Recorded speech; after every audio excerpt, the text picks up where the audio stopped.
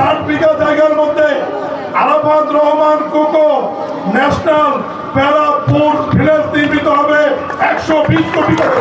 বগুড়া 13টি উপজেলায় 13টি mini stadium হবে ইনশাআল্লাহ। খেলাধুলার পেশায় গুরুত্বপূর্ণ 2-3টি ঘোষণা দিয়ে আমি উদ্বোধন ঘোষণা দেব। প্রথম ঘোষণা হচ্ছে বগুড়া 13টি উপজেলায় 13টি মিনি স্টেডিয়াম হবে ইনশাআল্লাহ।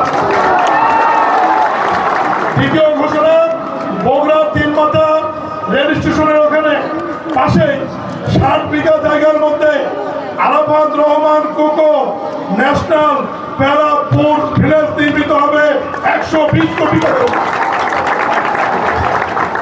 এবং বগুড়ার খেলাধুলাকে এগিয়ে নেওয়ার জন্য বগুড়ার সকল সংসদ সদস্যদের নেতৃত্বে যা যা করার প্রয়োজন আমরা করব।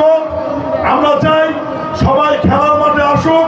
এর পাশাপাশি বগুড়া জেলার 115টি ইউনিয়নে 115টি খেলার মাঠ আমরা সরকারিভাবে নির্মাণ করে দেবো ইনশাআল্লাহ।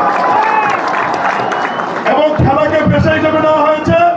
প্রত্যেক খেলোয়াড় অবসরকালীন সময়ে যতদিন জীবিত থাকবে সরকারের পক্ষ থেকে সম্মানী ভাতা পাবেন তারা।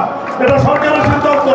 পাঠ্যপুস্তকে খেলাধুলা অন্তর্ভুক্ত করা হচ্ছে এবং সারা বছর যাতে খেলাধুলা চালু থাকে এই জন্য স্কুল কলেজ বলেই জেলা প্রশাসক ফুটবল টুর্নামেন্টের আজকের সারিয়াকান্দির সাথে দুপচাচিয়ার যে খেলা দিয়ে শুরু হচ্ছে এই টুর্নামেন্টের আমি শুভ উদ্বোধন ঘোষণা করছি।